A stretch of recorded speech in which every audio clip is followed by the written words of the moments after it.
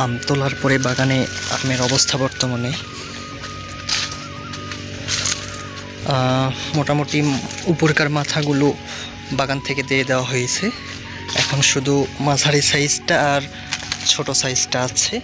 তো আম আর 2 দিন রাখলে মাঝারি সাইজটাও বড় বড় হয়ে যাবে, এরপরে তখন সেইটা বড় হিসেবে বিক্রি করা যাবে। বাগানে আপাতত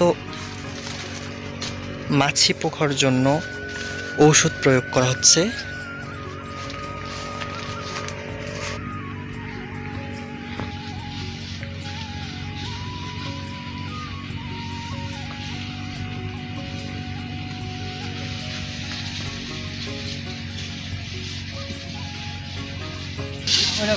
তখনকার কত জোরে গাছ মানে